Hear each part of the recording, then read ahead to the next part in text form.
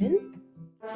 La Bible révèle que la fin de toute chose est proche et que Dieu appelle tout homme à pouvoir se réjouir de la seconde venue de Jésus-Christ. L'objectif de cette présentation est de vous préparer à être du nombre de ceux qui gardent les commandements de Dieu et le témoignage, la foi de Jésus-Christ.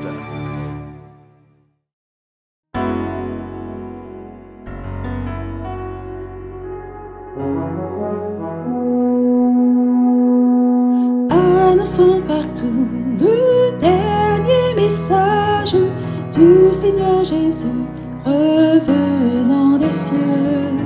Dans le monde entier, rendons témoignage au roi saint et glorieux. Annonçons partout la bonne nouvelle. Jésus réunit tous ses rachetés. Il vient leur donner la vie éternelle en publiant ses bontés. Annonçons partout le dernier message. Le Seigneur Jésus vient sécher nos pleurs, briser les liens de notre esclavage, mettre un terme à nos douleurs. Annonçons partout la bonne nouvelle. Jésus réunit tous ses rachetés. Il vient leur donner la vie éternelle en publiant ses bontés. Annonçons partout le dernier message. Bientôt nous verrons la sainte cité. Gloire à notre Dieu, chrétien, bon courage, car voici l'éternité. Annonçons partout la bonne nouvelle. Jésus réunit tous ses rachetés.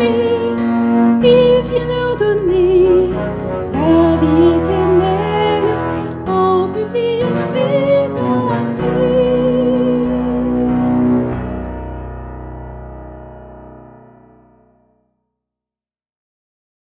Eh bien, je souhaite à toutes et à tous très bon sabbat et dans le nom de notre Seigneur Jésus-Christ, non seulement à ceux qui sont présents, mais à ceux qui sont en présentiel, mais aussi à ceux qui suivent en distanciel et ceux qui auront à considérer éventuellement cette présentation durant un jour de sabbat.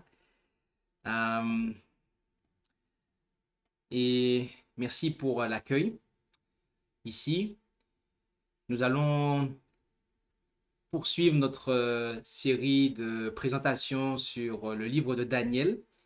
Et avant de pouvoir commencer, je vous inviterai à prendre la position adéquate pour la prière d'ouverture.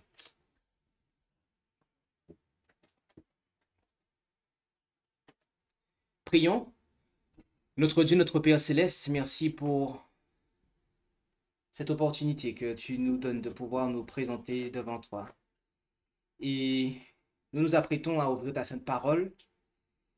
Et alors nous te demandons de nous conduire afin que nous soyons amenés dans ta vérité, afin que nous puissions marcher dans cette vérité.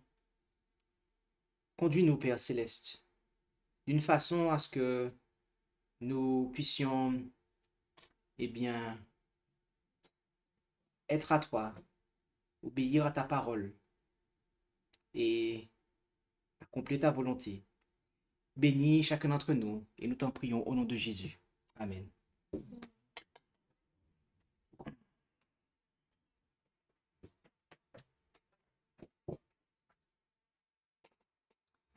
Eh bien, le titre de cette présentation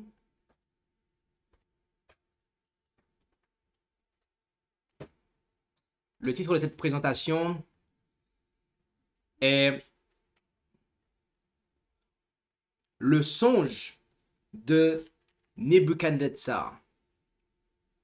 Et il s'agira de la 14e étude de cette série.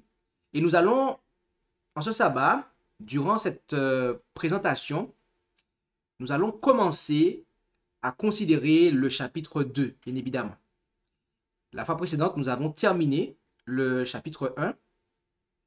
Et en ce sabbat, nous allons, avec cette présentation, nous allons démarrer notre étude du chapitre 2 du livre du prophète Daniel.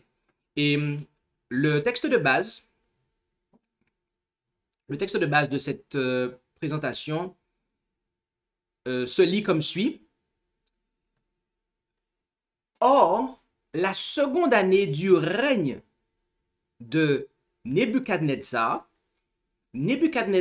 eut des songes, et son esprit fut troublé, et son sommeil interrompu.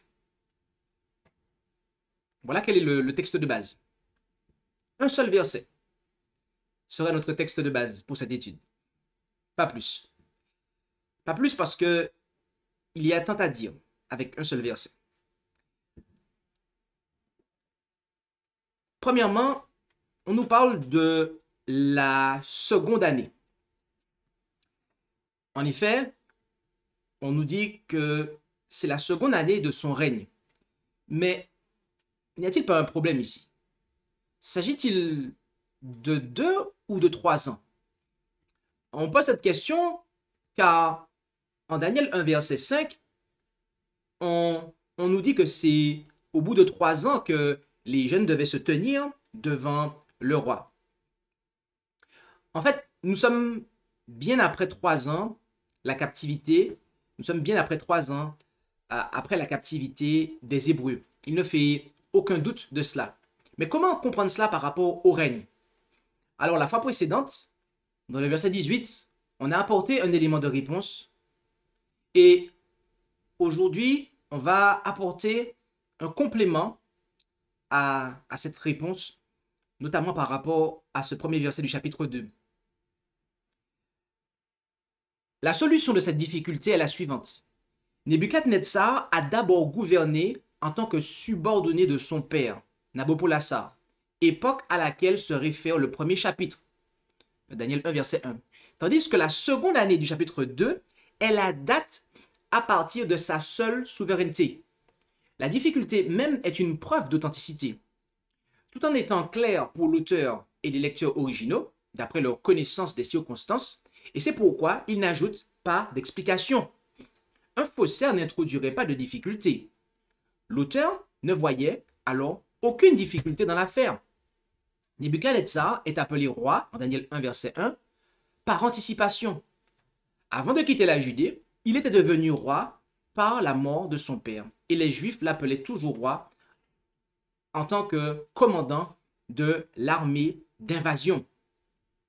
Et voici un tableau qui permet de pouvoir synchroniser en fait les années de formation avec les années de règne du roi. La première année de formation, eh bien, c'est l'année d'adhésion, d'accord, ou d'accession. La deuxième année de formation, c'est la première année de son règne. Et la troisième année de formation, c'est la deuxième année de son règne. Donc, Daniel 1, verset 1. On voit que tout se synchronise, tout concorde en fait. Et il n'y a pas lieu de voir de contradiction dans ces choses-là.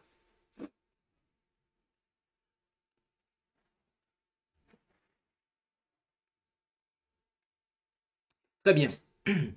Nous allons du coup continuer. Et on nous dit que Nebuchadnezzar eut. En effet, c'est Nebuchadnezzar, un païen, qui eut le songe, et non Daniel, un fidèle. C'est quelque chose qu'il nous faut, qui devrait retenir notre attention. En effet, Dieu accorde des songes aux païens. C'est quelque chose qui est arrivé avant même l'époque de Nebuchadnezzar. en Genèse 20, verset 3 à 6, « Mais Dieu vint vers Abimelech en songe pendant la nuit et lui dit, « Voici, tu es mort. » Ah bon? Dieu parle à un mort? Pourquoi il lui dit que tu es mort en fait? À cause de la femme que tu as prise, car elle a un mari. Or, Abimelech ne s'était point approché d'elle. Et il répondit, « Seigneur, feras-tu périr même une nation juste? Ne m'a-t-il pas dit, en parlant d'Abraham par rapport à Sarah, c'est ma sœur? Et elle aussi, n'a-t-elle pas dit, c'est mon frère? C'est dans l'intégrité de mon cœur et dans l'innocence de mes mains que j'ai fait cela. » Et Dieu lui dit en songe, « Moi aussi, je sais que tu l'as fait dans l'intégrité de ton cœur. Aussi t'ai-je empêché de pécher contre moi. C'est pour cela que je ne t'ai point permis que tu la touchasses. » Ici, nous voyons que Dieu a accordé un songe à Abimelech. Pourquoi? Eh bien, parce qu'en fait, il allait commettre adultère, en fait. Et Dieu s'est révélé à lui afin qu'il ne fasse pas cela. Dieu s'est révélé à lui comment? Est-ce que Dieu lui a envoyé un prophète? Est-ce que Dieu lui, je sais pas, non, comment Dieu s'est révélé à lui? En songe. Et le songe venait de Dieu. Et cet homme n'était pas un Israélite, c'était un païen, en fait.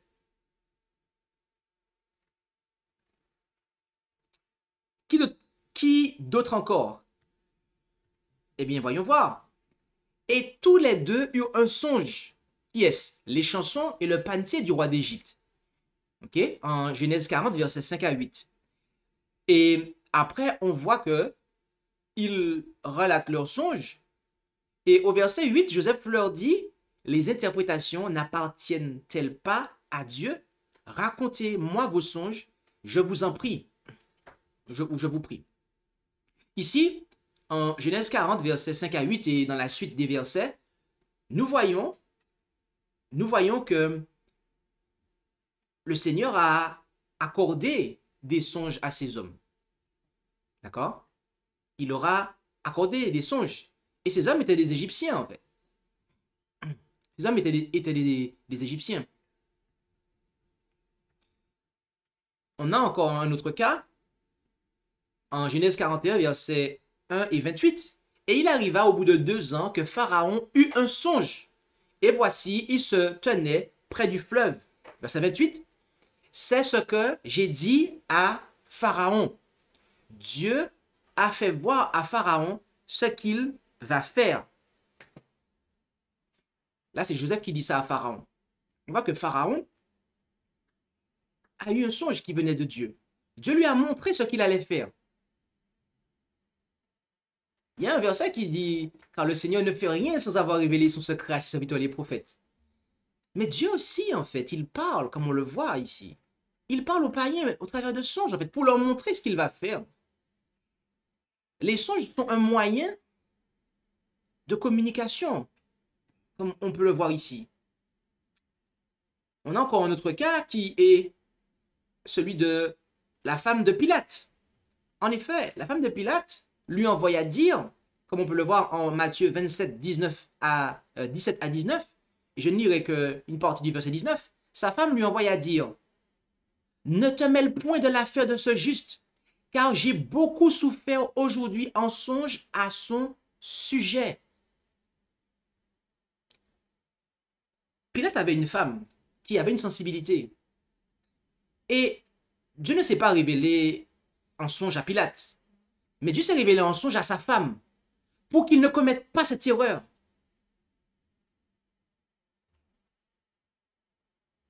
Donc, on voit que c'est quelque chose qui est arrivé. Nebuchadnezzar n'est pas une exception à cela. On voit que Dieu a eu par le passé l'occasion d'accorder des songes à des païens, des personnes qui n'étaient pas israélites. Il est significatif que ce ne soit pas à Daniel, mais au souverain mondial de l'époque, Nebuchadnezzar, que le rêve soit accordé. C'est du premier de ses représentants qui avait conquis la théocratie que la puissance mondiale devait apprendre son destin, en étant sous le point d'être à son tour soumise et pour toujours par le royaume de Dieu. Nebuchadnezzar est honoré de la révélation sous la forme d'un songe, forme appropriée pour quelqu'un qui se trouve en dehors du royaume de Dieu. Toutefois, ce n'est pas lui, mais un Israélite qui l'interprète. Les païens sont passifs, Israël est actif dans les choses divines, de sorte que la gloire revient au Dieu des cieux. Et encore, nous aimerions noter les choses suivantes. Le Seigneur, dans sa providence, a donné ce rêve à Nebuchadnezzar. Dieu avait un message pour le roi du royaume de Babylone. Dans les palais de Nebuchadnezzar, il y avait des représentants par lesquels Dieu pouvait communiquer une connaissance de lui-même. Dieu ne fait pas exception des personnes ni des nations. Son but est de sauver tous ceux qui le veulent, quelle que soit leur tribu ou leur nation. Il était aussi désireux de sauver les anciens Babyloniens que de sauver Israël. Le rêve avait pour but de révéler à Nebuchadnezzar que le cours de l'histoire était ordonné par le Très-Haut et soumis à sa volonté. Nebuchadnezzar se vit indiquer sa place de responsabilité dans le grand plan du ciel, afin d'avoir la possibilité de coopérer efficacement avec le programme divin. Les leçons de l'histoire données à Nebuchadnezzar étaient destinées à l'instruction des nations et des hommes jusqu'à la fin des temps. D'autres sceptres que celui de Babylone ont régné sur les nations. À chaque nation ancienne, Dieu a assigné une place particulière dans son grand plan. Lorsque les dirigeants et les peuples n'ont pas su saisir l'occasion qui leur était offerte, leur gloire est tombée dans la poussière. Les nations d'aujourd'hui devraient tenir compte des leçons de l'histoire passée. Au-dessus de la scène fluctuante de la diplomatie internationale, le grand Dieu des cieux trône silencieusement, élaborant patiemment les conseils de sa propre volonté. Finalement, la stabilité et la permanence viendront lorsque Dieu lui-même, à la fin des temps, établira son royaume qui ne sera jamais détruit. Et enfin, Dieu s'est adressé au roi Nebuchadnezzar par l'intermédiaire d'un rêve, car c'était manifestement le moyen le plus efficace de lui faire comprendre l'importance du message transmis, de gagner sa confiance et de s'assurer sa coopération. Comme tous les peuples de l'Antiquité, Nebuchadnezzar croyait que les rêves étaient l'un des moyens par lesquels les dieux révélaient leur volonté aux hommes. La sagesse divine rencontre toujours les hommes là où ils sont. En communiquant la connaissance de sa volonté aux hommes d'aujourd'hui, Dieu peut utiliser des moyens moins spectaculaires, mais tout aussi certainement ordonnés pour l'accomplissement de ses desseins bienfaisants. Il adapte toujours ses méthodes de travail avec les hommes à la capacité de chaque individu et à l'environnement de l'époque dans laquelle chacun vit. Ainsi, nous voyons que Nebuchadnezzar a eu un songe. C'est lui. C'est à lui, païen, que le Seigneur s'est révélé. Et on voit que Dieu, il va à la rencontre des hommes. On voit qu'il l'a fait à plusieurs reprises. Pas que pour Nebuchadnezzar, mais il se sert parfois des songes. Il se sert quoi? Parfois des songes. Ok, soulignez ça.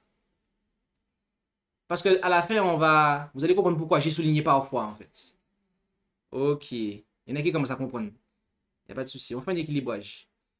Il se sert parfois des songes, en fait, pour montrer ce qui va arriver. Mais on nous parle des songes. En effet, en Daniel 2, verset 1, on nous dit que Nebuchadnezzar eut des songes. S'agit-il des songes ou d'un songe? On a l'impression qu'il y a une contradiction en fait. Que le texte a mal été écrit. À un moment, il dit des songes. Là, il dit des songes. Et juste après, Daniel 2, verset 3, qu'est-ce qu'on lit? Alors le roi leur dit, j'ai eu un songe et mon esprit s'est agité pour connaître ce songe. En fait, ces songes étaient en réalité des parties d'un seul et même songe. Oui, comme on va le voir, il y avait plusieurs parties il va voir une image et il y a plusieurs parties à cette image, à cette statue. D'accord? Et donc, il a vu en fait cela en plusieurs songes en fait. Tout comme c'est le cas aussi, ce fut le cas aussi pour Pharaon. En effet, et Pharaon dit à Joseph, j'ai fait un songe en Genèse 41, verset 15. Au verset 22, il lui dit, je vis encore en songe. Donc notez, je vis encore en songe. Donc ça, c'est un autre songe.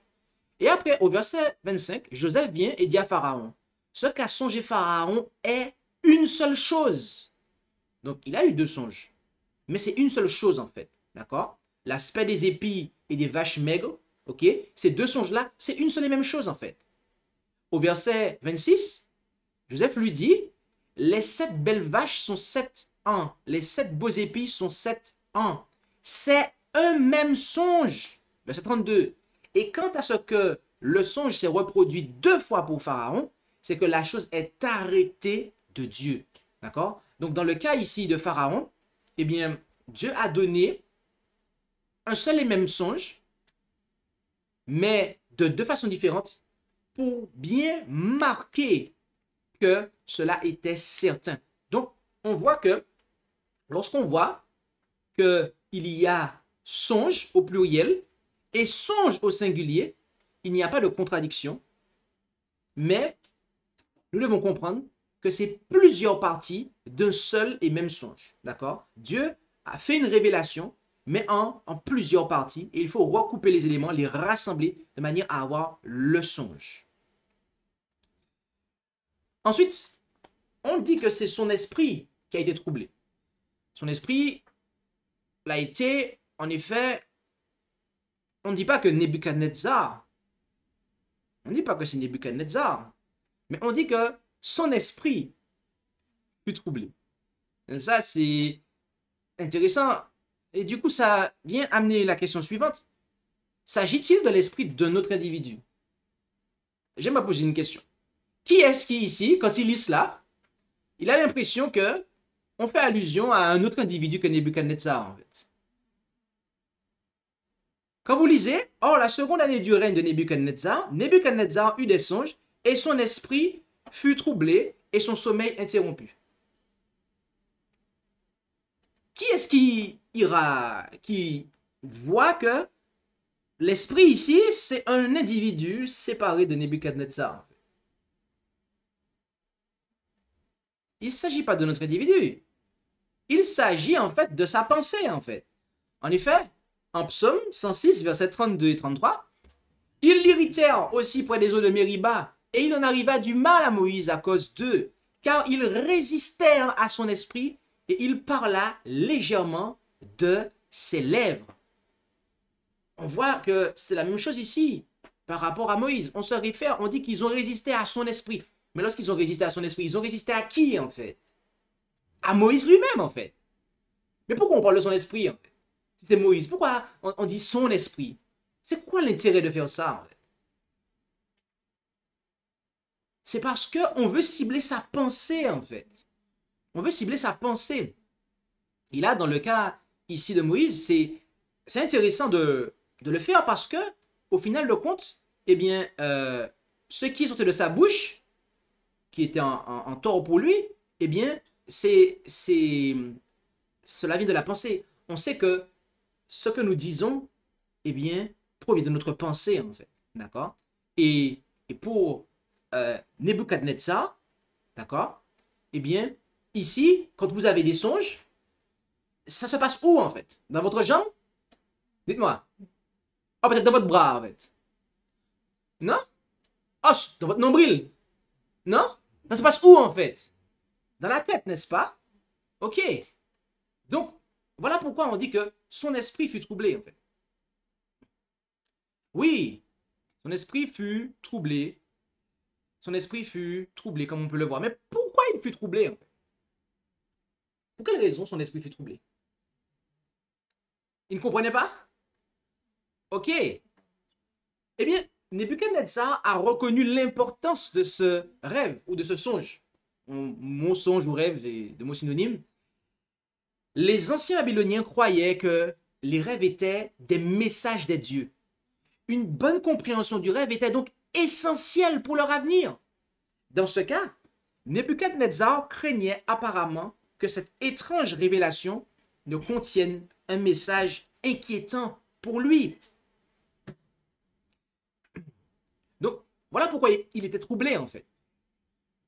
Parce qu'il voyait, il était convaincu qu'il y avait que le Seigneur était en train de, en tout cas que les dieux, parce que eux ils étaient polythéistes, car que les dieux en fait voulaient lui révéler quelque chose. Et on va le voir plus tard. Mais c'est que il a tout fait pour chercher à savoir en fait. C'était quoi? Parce qu'il avait cette conviction que ça le concernait, qu'il y avait un message pour lui. On va passer aux applications maintenant.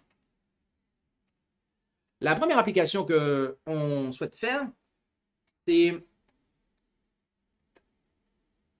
celle qu'on peut lire à partir de 1 Corinthiens 2, versets 10 à 13, ainsi que le verset 16. Mais Dieu nous les a révélés par son esprit, car l'esprit sonde toutes choses, même les profondeurs de Dieu. Car qui est-ce qui connaît ce qui est en l'homme, si ce n'est l'esprit de l'homme qui est en lui? De même aussi, personne ne connaît ce qui est en Dieu, si ce n'est l'esprit de Dieu. Pour nous, nous n'avons pas reçu l'esprit du monde, mais l'esprit qui vient de Dieu, pour connaître les choses qui nous ont été données de Dieu. Et nous les annonçons, non avec les discours qu'enseigne la sagesse humaine, mais avec ceux qu'enseigne le Saint-Esprit, expliquant les choses spirituelles aux spirituels. Verset 16. Car qui a connu la pensée du Seigneur pour l'instruire? Mais nous avons la pensée de Christ. Bien-aimés, dans ces versets, nous voyons que le Saint-Esprit est l'esprit venant de Dieu. C'est l'esprit de Dieu. C'est l'esprit venant de Dieu. Quand on parle de l'esprit, on dit que, on parle de l'esprit, on dit, ah, j'ai reçu le Saint-Esprit. Il a reçu le Saint-Esprit. On dit, ah, il a péché contre le Saint-Esprit. Ou il ne faut pas irriter le Saint-Esprit. Baptiser du Saint-Esprit. De qui parle-t-on ici? Est-ce de notre individu?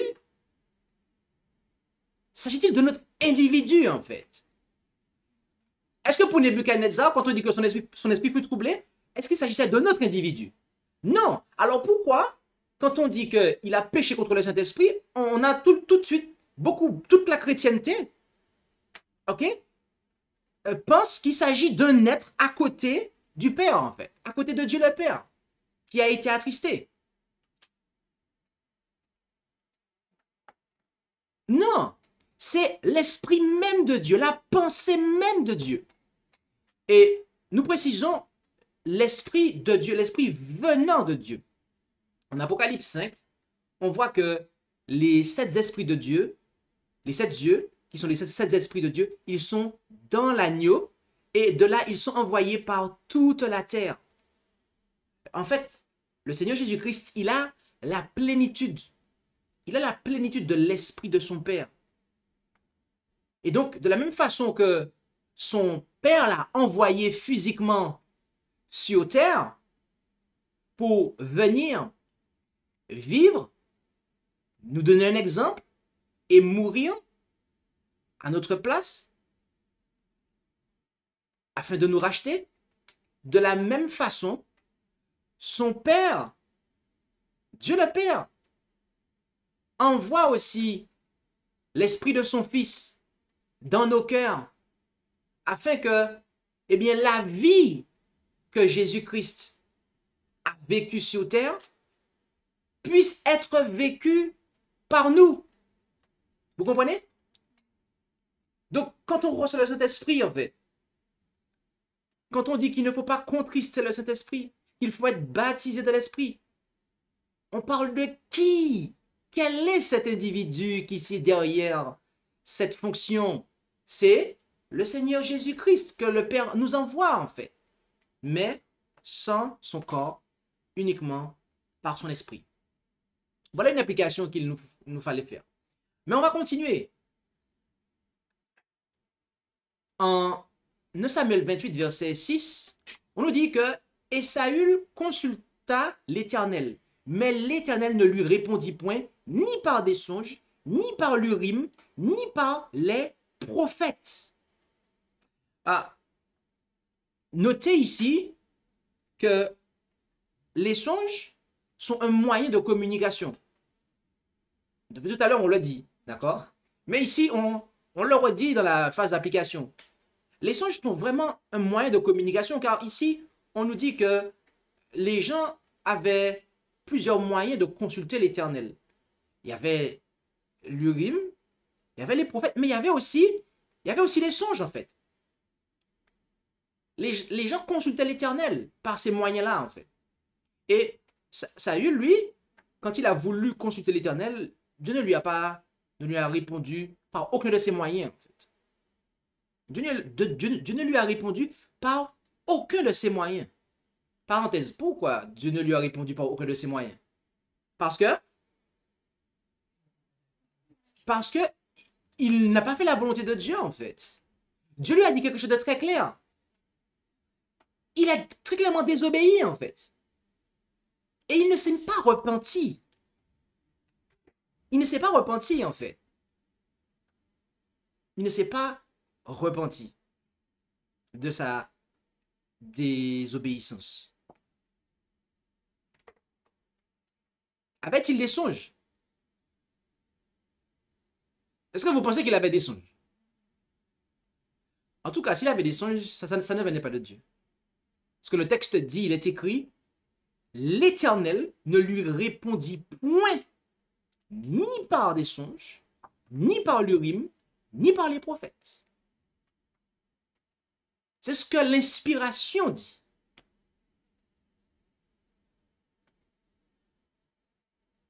Donc, les songes sont un moyen de communication de Dieu.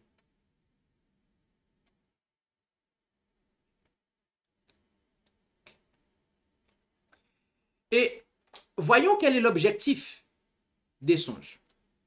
En Job 33, verset 14 à 18, il est dit, Dieu parle cependant une fois, deux fois, mais on n'y prend pas garde. Notez le contexte, hein? C'est quoi? Dieu parle, mais on n'y prend pas garde. Quand il a parlé une fois, deux fois, et qu'on n'y prend pas garde, qu'est-ce qu'il fait? Qu'est-ce qu'il fait en fait? Eh bien, regardez. En songe, par des visions nocturnes, quand le sommeil tombe sur les humains, pendant qu'ils dorment sur leur couche, alors il ouvre l'oreille de l'homme et il met le sceau sur ses réprimandes. Donc, c'est quoi ça en fait? Est-ce que les songes sont destinés à remplacer la parole de Dieu? Non. Les songes ne sont pas destinés à remplacer la parole de Dieu. Dieu ne va pas prêcher l'évangile au travers de songes. On est d'accord? On reprend ça pour ceux qui n'ont pas suivi. Verset 14 de Job 33. Dieu parle une fois, deux fois, mais on n'y prend pas garde. Donc Dieu parle en fait. C'est pas sa parole qui nous instruit. Mais on n'y prend pas garde. Donc qu'est-ce qu'il fait en fait? Eh bien après il donne des songes. De façon à faire quoi en fait? À ouvrir notre oreille. À nous ramener aux réprimandes en fait. À mettre le sceau, c'est-à-dire à confirmer en fait ce qui est marqué dans la parole. Ce qui est sorti de sa bouche en fait. Et verset 17. Afin, et l'objectif c'est ça. L'objectif final, c'est de détourner l'homme de son œuvre. Son œuvre de quoi? Forcément, l'œuvre inique. Afin de détourner l'homme de son œuvre, de ses œuvres. Donc les œuvres humaines, qui sont nécessairement mauvaises. Et d'éloigner de lui l'orgueil, afin de préserver son âme de la fosse et sa vie de l'épée. Donc, l'objectif des songes de Dieu, et nous précisons ici l'objectif des songes de Dieu, c'est d'amener ou de ramener à l'obéissance de sa volonté, nous précisons, pour le salut de l'âme. Le salut éternel, mais aussi le salut physique. D'accord? Est-ce que c'est bien clair pour tout le monde? C'est clair? Pour qui c'est pas clair? Est-ce que les enfants ont compris ça? Tu as compris ça? T'as pas compris? Il faut reprendre. Alors, et tu écoutes bien parce que je vais reprendre pour toi. Spécialement pour toi, je reprends. L'objectif des songes, autrement dit des rêves, qui viennent de Dieu, c'est de ramener l'homme ou d'amener l'homme à l'obéissance de sa volonté pour le salut de l'âme, pour que la personne soit sauvée. Est-ce que c'est clair maintenant? Ok. Alors si elle a compris, tout le monde a compris. Parce que bien aimé, la suite sera moins drôle. Il y en a qui ont rigolé là, la suite sera moins drôle. Je vous dis ça franchement.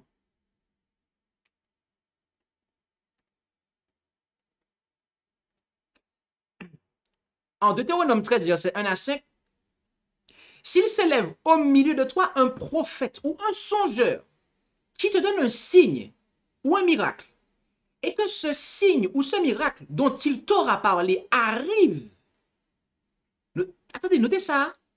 On a quelqu'un qui a un songe, notamment, et que ce que la personne a songé arrive. Notez qu'ici, on parle de quelque chose qui arrive, en fait. C'est pas quelque chose qui n'arrive pas. Parce que quand ça n'arrive pas, c'est assez clair. Mais là, ça arrive. On écoute? On écoute? On écoute? Vous avez dit oui? Mes amis, suivez la suite du texte, mes amis. Oh là là! Et qu'ils te disent, allons après d'autres dieux que tu n'as point connus, et servons-les. Question, on écoute? Pourquoi on n'écoute pas? Mais attendez, le songe, ce que la personne a songé, c'est produit, c'est réalisé. Notez la suite. Dieu dit, tu n'écouteras point les paroles de ce prophète, ni de ce songeur, car l'Éternel, votre Dieu, vous éprouve pour savoir si vous aimez l'Éternel, votre Dieu, de tout votre cœur et de toute votre âme. Dieu dit que lorsqu'il permet que cela arrive, c'est pour nous mettre à l'épreuve, pour savoir si on l'aime. Bon? Pour savoir si on l'aime. Mais moi, j'aime Dieu. J'aime Dieu. Lui, il aime Dieu. Tout le monde aime Dieu. On aime tous Dieu, en fait. Quand tu écoutes les gens, tout le monde aime Dieu, en fait. Mais comment on sait qu'on aime Dieu? Dites-moi, comment on sait qu'on aime Dieu? Comment ça se vérifie, en fait? Hein? Pour savoir si vous aimez l'Éternel, votre Dieu, de tout votre cœur et de toute votre âme. Verset 4. Vous suivrez l'Éternel, votre Dieu, vous le craindrez, vous garderez ses commandements, vous obéirez à sa voix, vous le servirez et vous vous attacherez à lui. Voilà comment on sait que quelqu'un aime Dieu, mes amis. C'est qu'il s'attache à la parole de Dieu, en fait.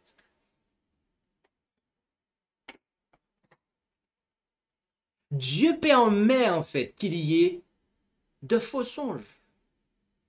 Là, on équilibre. Hein? Je suis obligé de faire ça parce que si je ne faisais pas ça, il y en a qui auraient pensé que du moment que tu as un songe, c'est Dieu qui te parle. Suive-le, on va aller.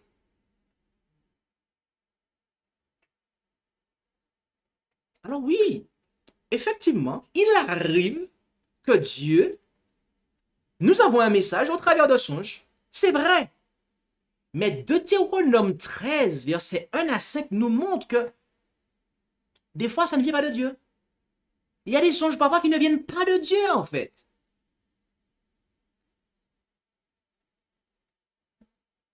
Et ceux qui vont tomber dans le piège, c'est ceux qui n'aiment pas Dieu, en fait. 2 points. Ceux qui ne gardent pas ses commandements et qui n'obéissent pas à sa voix, en fait. Si vous m'aimez, gardez mes commandements, a dit Jésus, en fait. Verset 5. Mais on fera mourir ce prophète ou ce songeur, car il a parlé de se révolter contre l'Éternel, votre Dieu, qui vous a retiré du pays d'Égypte et qui vous a racheté de la maison de servitude pour te pousser hors de la voie où l'Éternel, ton Dieu, t'a prescrit de marcher. Ainsi, tu extermineras le méchant du milieu de toi. Notez que cette personne-là, qui a fait ce songe-là, et qui, sur la base de ce songe, a dit, en fait, qu'il fallait faire le contraire de ce qui était marqué dans la parole de Dieu, cette personne devait être punie. Elle devait être sanctionnée.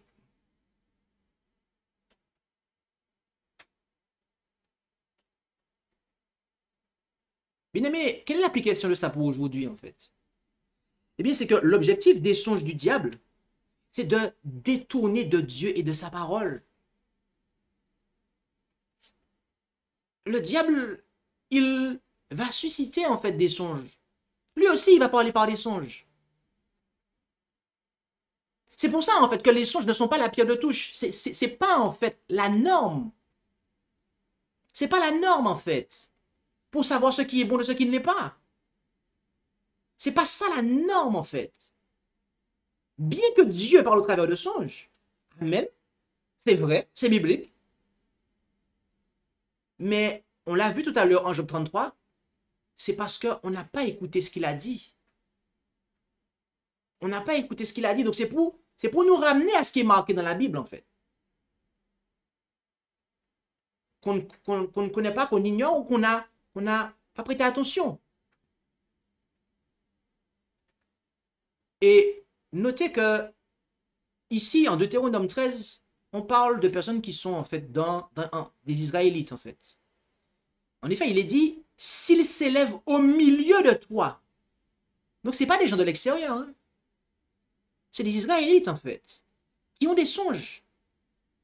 Et que sur la base de ces songes, ils vont après enseigner des choses qui sont contraires à la volonté de Dieu.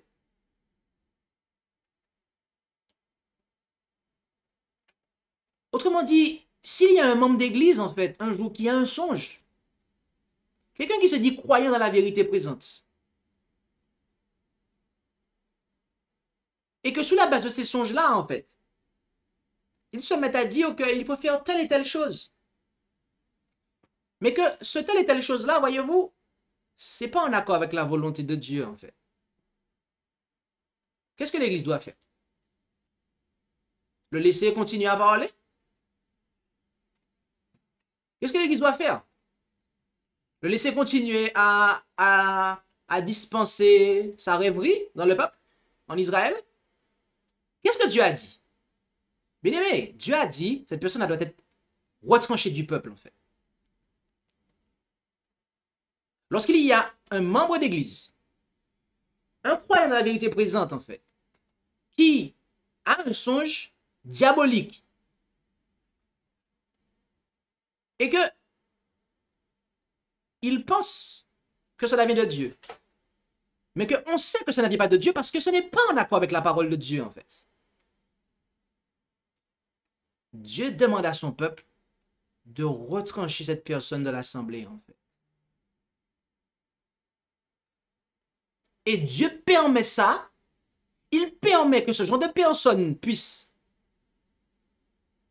se lever dans l'église, parmi nous. Pourquoi, en fait? Pour tester, pour éprouver qui sont ceux qui l'aiment, en fait. Qui sont ceux qui gardent ses commandements? Qui sont ceux qui obéissent à sa voix? Qui sont ceux qui sont attachés à il est écrit, en fait?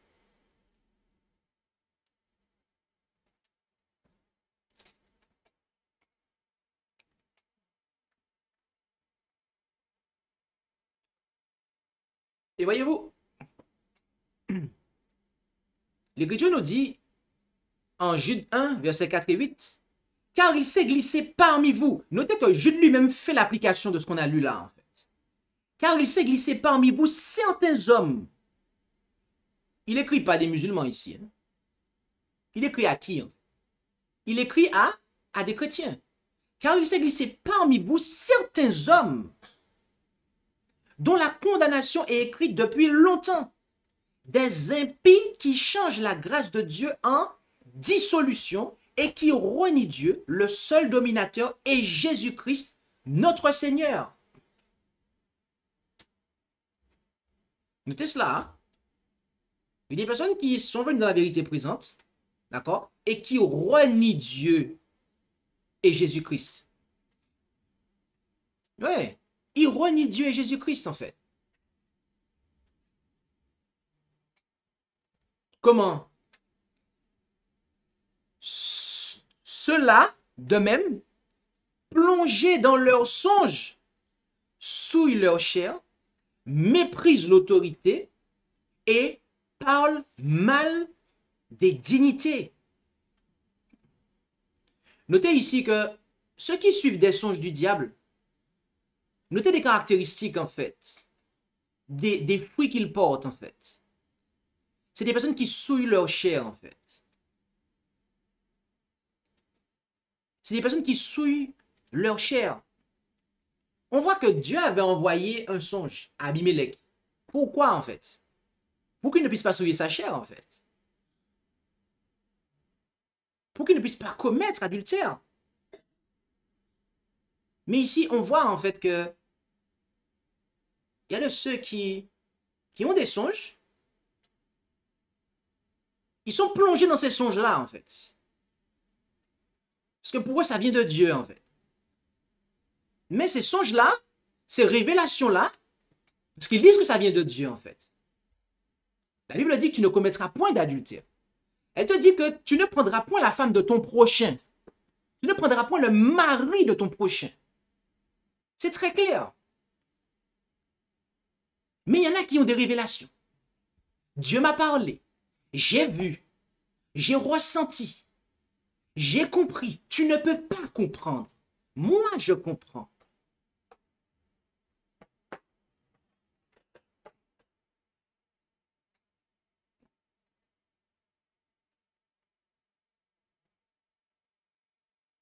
Est-ce que c'est la situation d'Abimelech, ça?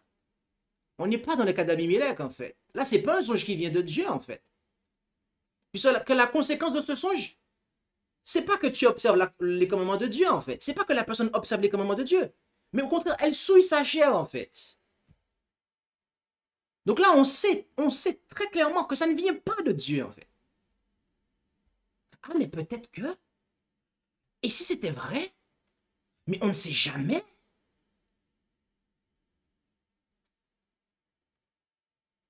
Qu'est-ce qui est marqué en Deutéronome, en fait? Lorsque quelqu'un qui a songe, et que même la chose s'accomplit, en fait, mais que l'objectif après, c'est de ne pas faire ce qui est marqué dans la parole de Dieu. Qu'est-ce que Dieu dit? De ne pas écouter et même de retrancher la personne, en fait.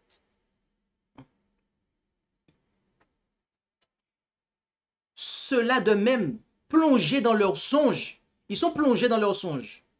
Ils suivent leurs songes. Pour eux, c'est ça la révélation, en fait. Ils souillent leur chair. Première caractéristique. Deuxième caractéristique. Notez bien. Ils méprisent l'autorité. Autrement dit, ils méprisent l'ordre. Ils méprisent l'ordre. Vous avez une église qui est organisée. Nous sommes une église organisée. Je suis ministre d'une église organisée, en fait. Et il y a des personnes qui sont plongées dans leurs songes. Leur impression, leurs sentiments, ce qu'ils perçoivent.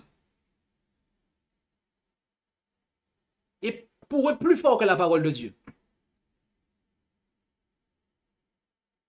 Ces personnes-là méprisent l'organisation, en fait. Elles méprisent l'organisation. Elles cherchent à court-circuiter l'organisation.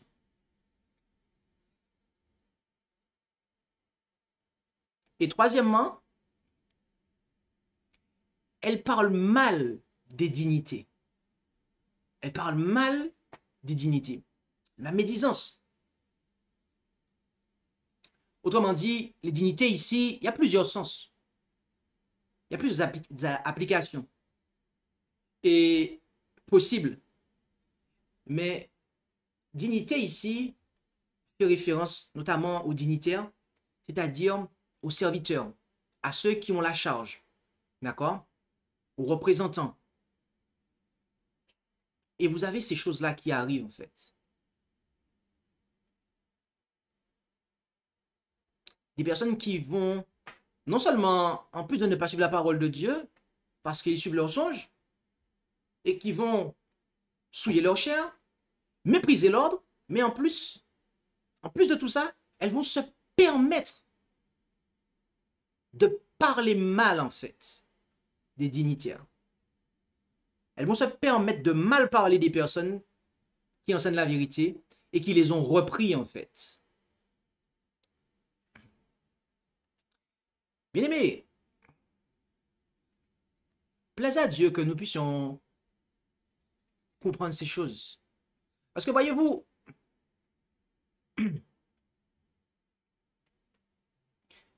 l'ennemi, c'est pas pour rien en fait qu'il envoie des songes aussi. Et dans quelles conditions ça arrive en fait? Ce dont on parle ici là, dans le texte ici, pourquoi ça arrive en fait? Qu'est-ce que Dieu a dit en fait? Qu'est-ce que Dieu a dit en Deutéronome? C'est pour éprouver, pour voir qui est-ce qui en fait. Si ça sert à rien d'avoir peur. Oui, mais comment faire? Comment je vais faire pour savoir? Moi, j'ai pas envie d'être égaré, pasteur. J'ai pas envie de... Il n'y a pas à avoir peur, en fait. Si tu t'accroches à ce qui est marqué dans la parole de Dieu, en fait, tu n'as pas à avoir peur de t'égarer par tes rêves, par tes songes, en fait. Mais par contre, si tu ne t'accroches pas, mon ami, à ce qui est marqué dans la parole de Dieu, alors il se peut que Dieu va te parler en songe. Pour te ramener à ce que tu as négligé dans la parole de Dieu. Oh oui, je pense qu'il va le faire. Mais tu vois, si tu n'obéis pas, malgré ça, si tu n'obéis pas au songe qui te ramène à la parole de Dieu, hein, et là tu sais que c'est des songes de Dieu, parce que ça te ramène à l'obéissance en fait, ce que tu as négligé dans l'étude de la Bible en fait. Ce que tu as négligé parce que tu t'es attaché à ton péché en fait. Dieu va te le montrer. Mais si là encore tu méprises, alors les songes qui vont suivre, qui ne seront pas de nature à te ramener en fait dans la parole de Dieu, mais qui seront plus de nature à te conforter dans ton péché en fait. Ils vont venir sur toi ces songes-là en fait. Et après tu vas croire que c'est des songes de Dieu en fait.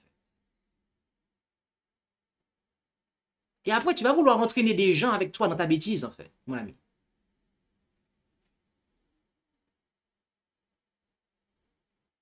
Ces songes-là vont t'amener dans l'immoralité sexuelle, dans le mépris de l'autorité de l'ordre et dans la médisance à l'égard des serviteurs et des servantes de Dieu qui te parlent de la part de Dieu en fait. Alors, plaise à Dieu que nous puissions suivre en quelque part l'exemple de Nebuchadnezzar. Non pas l'exemple de toute sa vie, mais il n'était pas en conformité avec Dieu. Et ce qui s'est passé, c'est que Dieu lui a parlé au travers d'un songe. Pourquoi? On l'a vu en Job. Eh bien, c'est pour éloigner l'orgueil, détourner l'homme de ses œuvres et éloigner de lui l'orgueil.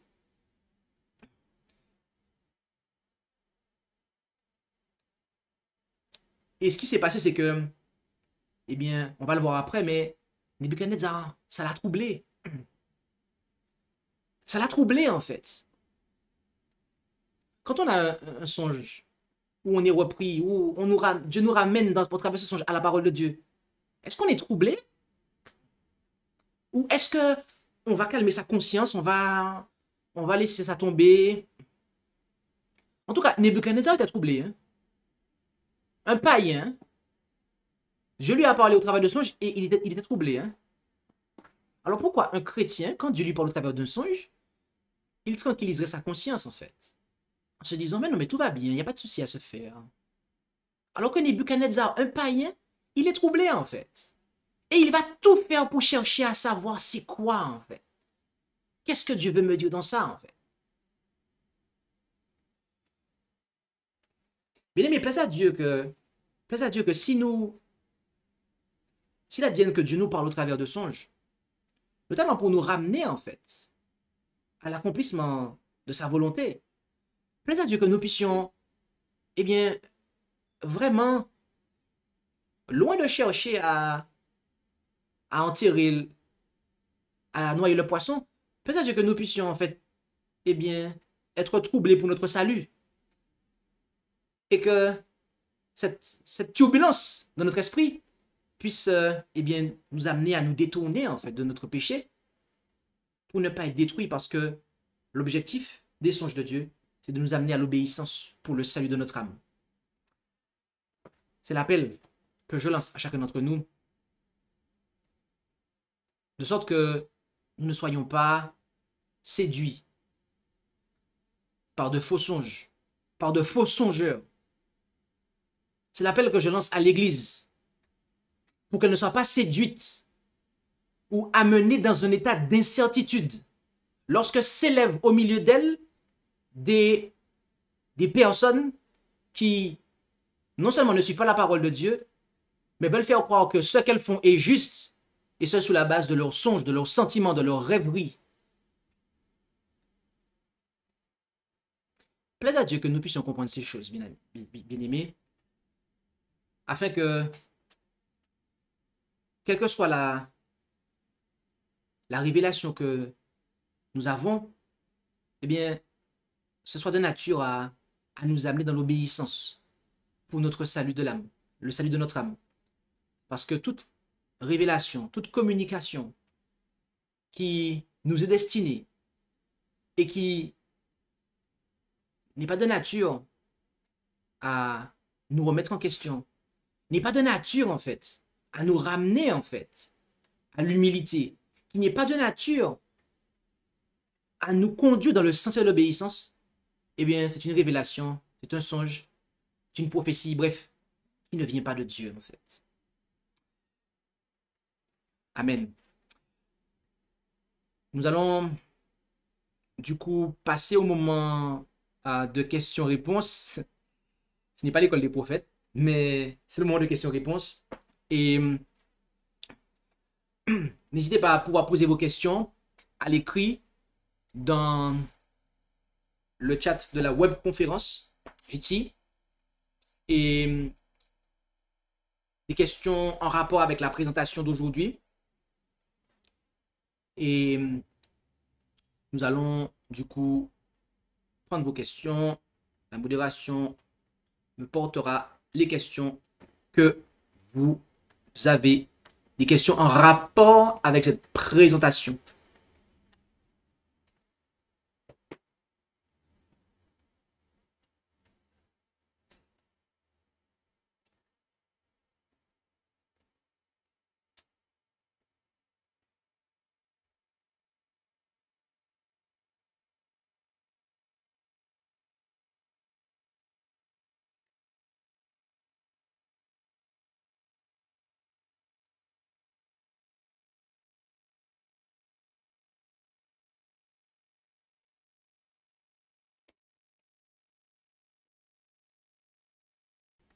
Il n'y a pas de question apparemment. Ah, il y a une question? Ok.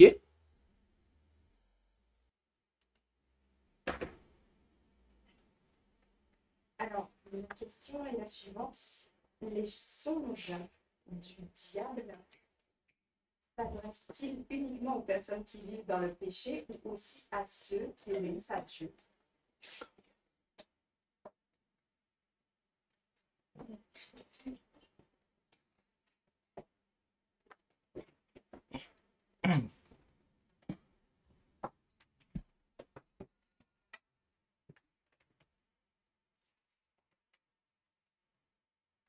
Je reprends.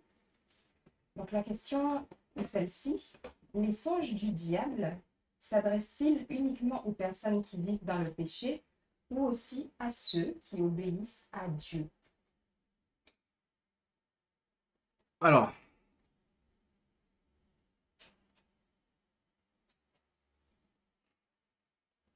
merci pour la question.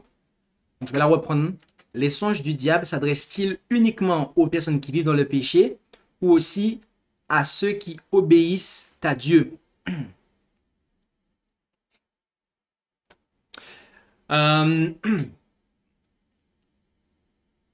il faut comprendre que Dieu dit que c'est pour éprouver, en fait. C'est-à-dire que Dieu permet à l'ennemi de s'approcher de nous et il observe quelle est notre réponse, en fait. Donc, c'est une sorte de tentation, en fait. Vous comprenez? Tout le monde comprend ça? D'accord.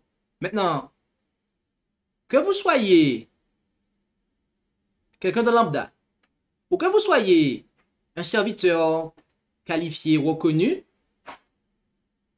je vais dire, toutes ces classes-là sont soumises à la tentation. Il n'y a pas des personnes que le diable ne va pas tenter, en fait. Parce que Jésus lui-même, il s'est passé quoi? Eh bien, il a été tenté comme nous en toutes choses. Donc, oui, on peut dire que le diable peut donner des songes, des rêveries qui, qui sont de lui. Maintenant, c'est à nous. C'est à nous de discerner, de savoir est-ce que ça vient de Dieu ou pas, en fait. Et là, on parle à des personnes qui... Parce qu'à la fin, si vous avez observé, on parle ici à des personnes qui sont dans la foi. On a vu en Deutéronome 13 des Israélites. En fait, pourquoi cette personne-là n'est pas, en fait... Elle n'est pas... lorsque quelqu'un a un songe qui n'est pas de Dieu, pourquoi il faut, en fait, après la sanctionner pour ça? Parce qu'elle marche dans ça et elle veut voir les autres marcher dans ça. Ben, c'est parce qu'elle est censée connaître la parole de Dieu, en fait. Et elle suit quelque chose qui n'est pas de la parole de Dieu. Tout comme, en fait, en Jude, en fait. Et donc, je vais dire... donc voilà, donc on peut comprendre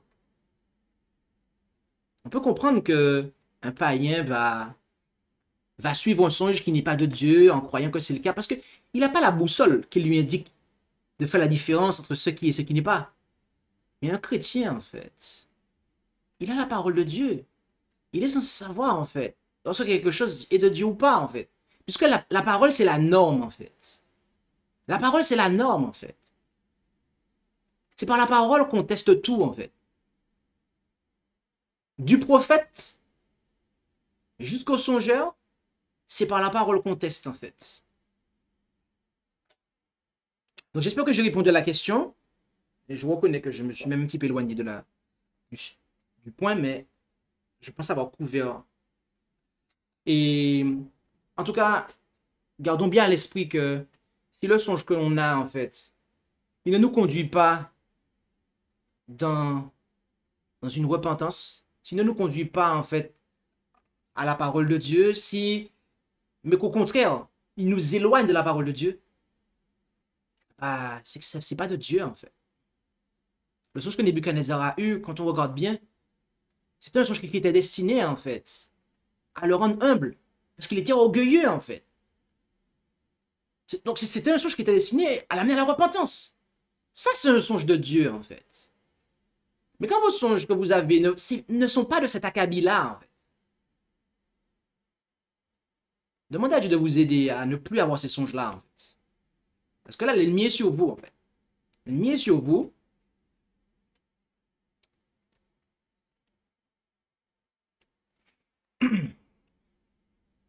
Alors, il y a une autre question, apparemment.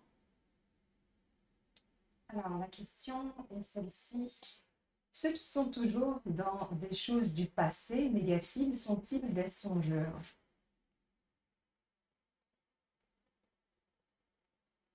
Je n'ai pas compris la question. Je reprends. Ceux qui sont toujours dans les choses du passé, des choses négatives du passé, sont-ils des songeurs? Et si oui, sont-ce-là des mauvaises pensées?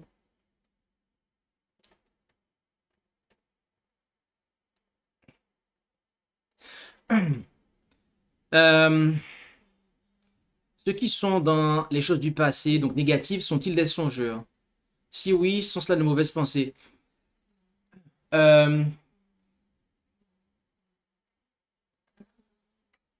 Alors, une clarification?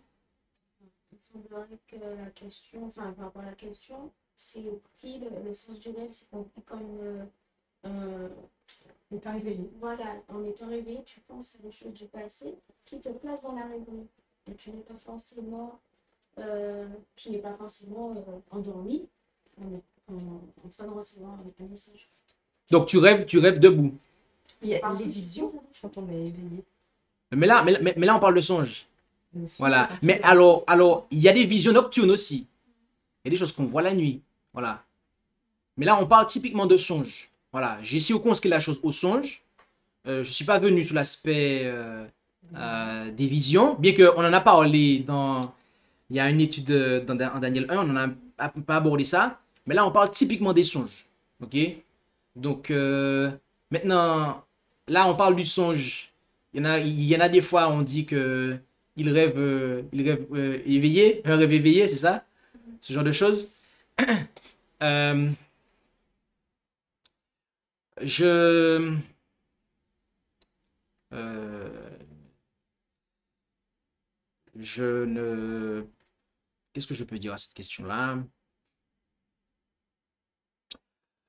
Alors, je vais traiter la question pour ce qu'elle apporte comme matière.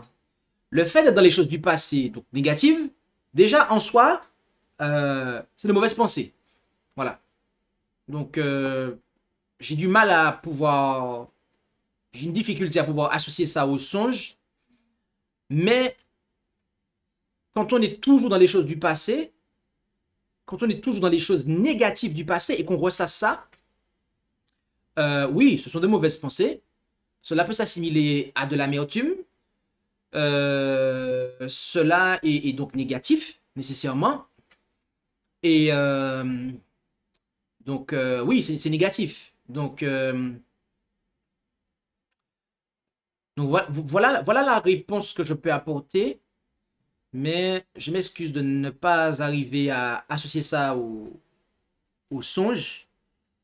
Pour l'instant, j'arrive pas. Voilà. Donc, j'espère que ça va pu quand même aider. Oui. Alors, la prochaine question, c'est la suivante. Est-ce que Dieu peut continuer à s'adresser à un païen, comme le roi de Babylone, pour s'adresser à son peuple? Merci. Alors, il faut savoir que lorsque Dieu accorde un songe au... Lorsque Dieu accorde un songe aux païens, généralement, comme on le voit avec Joseph et Daniel, c'est un Israélite qui vient interpréter le songe. Ok? Et les songes qu'il accorde aux païens, c'est pas en fait en soi, désolé, c'est des messages qu'il leur adresse à eux en fait. Ça veut dire que la vision qu'on a, le songe qu'on a en Daniel 2, c'est adressé au roi de Babylone. C'est adressé aux monarques en fait. C'est adressé aux gens de la terre en fait. C'est quelque chose qu'on va voir qui va être répété de d'autres façons et qui là va être donné à Daniel avec beaucoup plus de détails. D'accord? On en bénéficie. Mais de prime abord, ça c'est pour les païens en fait. Ok? Tout comme pour ce qui s'est passé en Égypte. D'accord? C'était dans l'intérêt des Égyptiens. Pour leur salut physique. D'accord? Parce qu'ils allaient périr. D'accord? Donc c'est pour ça que Dieu a accordé cela à Pharaon. Mais aussi pourquoi il fait ça? C'est pour pouvoir mettre en connexion, c'est pour pouvoir mettre en rapport ses serviteurs avec ces personnes-là. Pour qu'ils puissent en fait connaître l'évangile. Parce qu'au travers de ce songe, Dieu n'a pas prêché l'évangile à Pharaon, il n'a pas prêché l'évangile à Nebuchadnezzar. Dieu l'a interpellé parce qu'eux, ils sont sensibles au songe, ils ne connaissent pas la parole. Dieu est venu les titiller, leur curiosité en fait. Et cela étant entamé, ils cherchent une réponse. Et Dieu amène ses serviteurs pour qu'ils puissent lui apporter l'explication. Et après ça, l'évangile par derrière en fait. Donc, la question est-ce que Dieu peut continuer à s'adresser à un païen comme le roi de Babylone pour s'adresser à son peuple? Bah, la réponse, si je la comprends bien, la réponse est non, puisque Dieu ne s'adresse pas, en fait. Il ne donne pas un songe aux païens pour s'adresser à son peuple. Dieu, il a des moyens de communication qui lui sont propres. Ce sont ses prophètes, en fait. D'accord? Toutes les visions de Daniel, dans toutes les, tout ce qui va être vision et songe dans le livre de Daniel, le seul élément qu'on a de prophétie qui a été donné à quelqu'un autre que Daniel, c'est Daniel 2 et c'est à Nebuchadnezzar. Tout le reste, ça a été révélé à Daniel. Donc, on voit que c'est pas Dieu, en fait, ne va pas donner des prophéties à un païen, en fait. Cela a été fait ici. Cela a été fait ici. C'est parce que Dieu avait un message qu'il voulait adresser à Nebuchadnezzar. Ça, c'est un message pour vraiment amener à l'humilité, en fait. Pour montrer, en fait, que les choses terrestres ont un temps, en fait. Et après ça, elles passent. Et que leur valeur décline. Donc,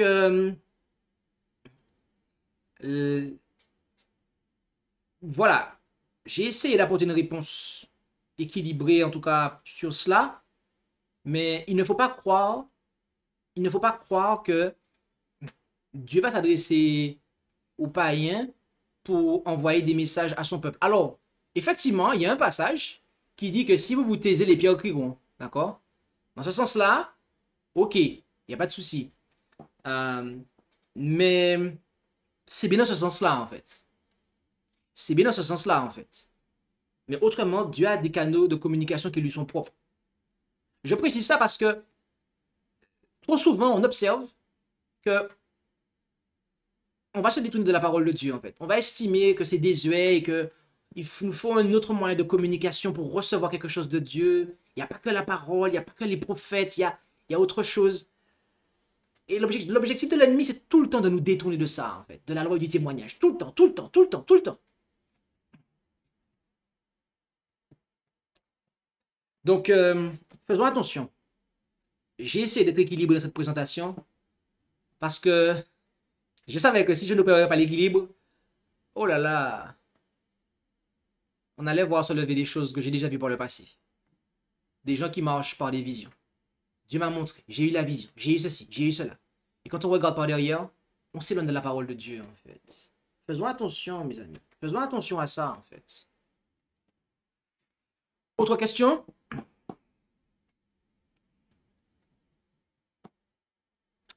Apparemment, il n'y a pas d'autres questions. On va laisser quelques instants.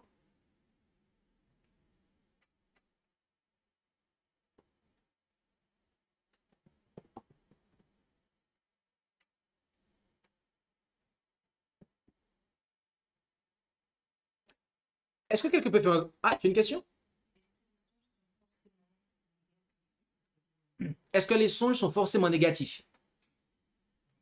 Est-ce qu'ils vont pousser à la repentance parce qu'il y a des sons qui vont conforter le croyant dans son cheminement?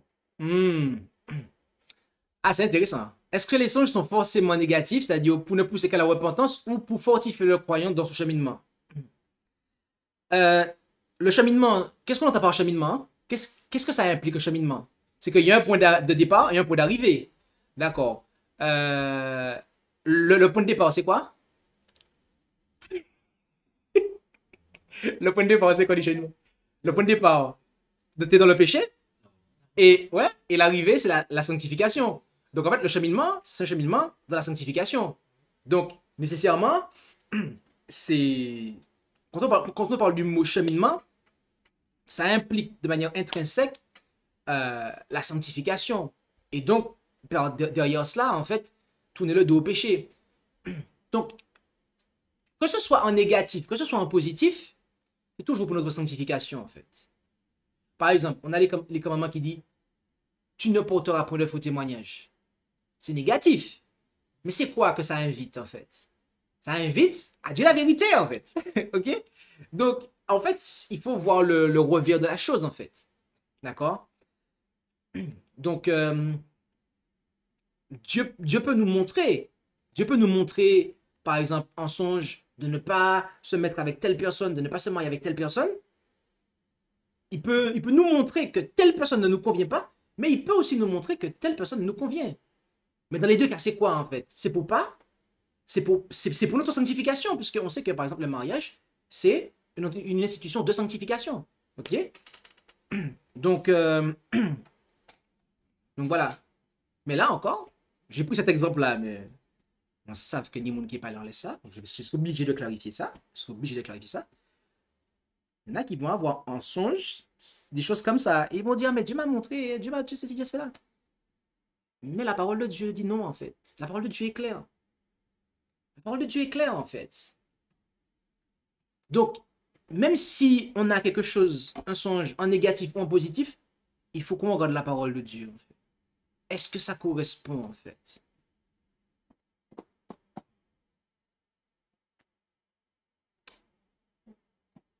Les songes ne sont pas la norme. Dieu peut parler au travers de songes. Oui, amen. Mais ce n'est pas la norme avec laquelle on va tester les choses, notamment la parole de Dieu, en fait. Parce qu'il y a des personnes, en fait, c'est sur la base de leurs songes, de leurs sentiments, de leurs perceptions, qui vont tester la parole de Dieu. Et qui vont dire que telle chose est inspirée, telle chose ne l'est pas. Oui, non, le texte, c'est comme ça qu'il faut l'interpréter et pas comme ça, en fait. Non, mes amis, en fait. La Bible s'interprète elle-même, en fait. Quand la Bible dit quelque chose qui est clair, c'est ça, en fait. Maintenant, si ta vie ne correspond pas à ce que la Bible dit, tu réformes ta vie, tu changes ta vie, en fait. Ce n'est pas à la Bible de s'adapter à toi, mon ami. Et c'est parce que tu as eu un songe qui te dit quelque chose et que tu y crois Dieu comme fer. Et pourquoi tu y crois Dieu comme fer? Mais c'est parce que ça te conforte dans ton péché, en fait. Non. Faisons attention à ça.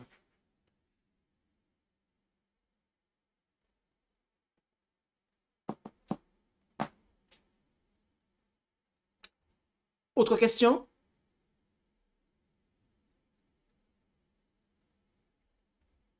Ok. On va donc clôturer et avant de prendre la prière finale, on va prendre le chant.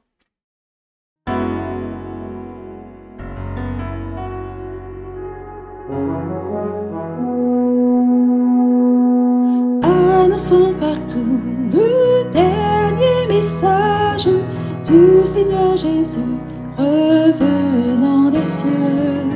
Dans le monde entier, rendons témoignage, ouvre saint et glorieux.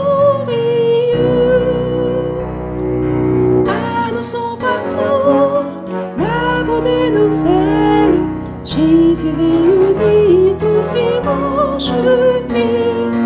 Il vient leur donner la vie éternelle en publiant ses bontés. Annonçons partout le dernier message, le Seigneur Jésus vient sécher nos pleurs, briser les liens de notre esclavage, mettre un terme à nos douleurs. Annonçons partout la bonne nouvelle, Jésus réunit tous ses rachetés. Il vient leur donner la vie éternelle en publiant ses bontés. Annonçons partout le dernier message, bientôt nous verrons la sainte cité. Gloire à notre Dieu, chrétien, bon courage, car voici l'éternité. Annonçons partout la bonne nouvelle, Jésus réunit tous ses rachetés.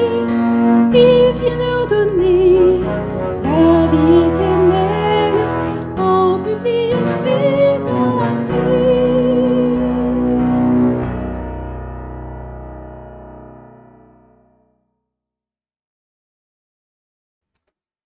Amen. Eh bien, je vous invite à pouvoir prendre la position qu'il convient pour la prière finale.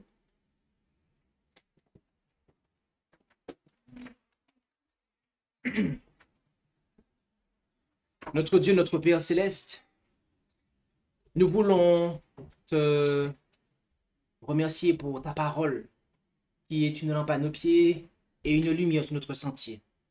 Merci de nous faire savoir que, effectivement, tu parles à l'humanité au travers de songes pour, eh bien, ramener les hommes à l'accomplissement de ta volonté. Et tu ne fais exception de personne. Il n'y a pas que ton peuple qui est concerné par cela, mais aussi ceux qui sont en dehors de ton peuple. Nous savons que tu veux le salut de tout homme. Et nous te remercions de cela. Merci de nous montrer que tu veux aussi nous mettre en contact, nous ton peuple, avec ces personnes qui reçoivent de toi des éléments, mais qui ne les comprennent pas nécessairement. Que nous soyons tes instruments, afin de pouvoir les amener à la repentance. Car nous comprenons que tu ne leur prêcheras pas l'évangile au travers de songes, mais tu te sers de songes pour les interpeller. Et ensuite, tu attends à ce que ton peuple fasse la suite du travail, soit tes instruments pour faire la suite du travail. Alors, aide-nous en ce sens-là, Père Céleste, que nous puissions nous-mêmes faire attention à cette question, car nous comprenons aussi que l'ennemi de nos âmes, eh bien, suscite de faux songes, dont l'objectif est de nous détourner de ta parole. Et pour ceux qui y prêteront attention, eh bien, de conduire dans l'apostasie, de conduire dans une fausse adoration, dans la transgression de tes commandements. Père Céleste, nous te demandons de nous aider à prendre une position ferme face aux faux songes et aux faux songeurs. Donc, nous comprenons, Père, que tu aimes le pécheur, mais c'est que tu n'aimes pas le péché. Alors, puissions-nous bien prendre une position ferme de manière à aider les faux songeurs à se détacher de leur rêverie qui les conduisent à non seulement souiller leur chair, mais aussi mépriser l'organisation, mépriser l'ordre, l'autorité et à mal parler des serviteurs et des servantes que tu as suscités pour parler en ton nom. Bénis chacun d'entre nous. Aide-nous, Père, à pouvoir nous attacher à toi. Aide-nous à prêter attention aux communications que tu nous envoies et à bien veiller à ce que tout cela soit en conformité avec ta sainte parole. Et nous t'en prions au nom et par les mérites de Jésus. Amen. Merci d'avoir écouté cette présentation avec intérêt. Pour plus d'informations, consultez notre site internet lereste.org et suivez-nous sur Facebook ainsi que sur YouTube à @lereste. Vous pouvez aussi nous contacter par email à info@lereste.org ou par téléphone au +33 6 12 60 13 69.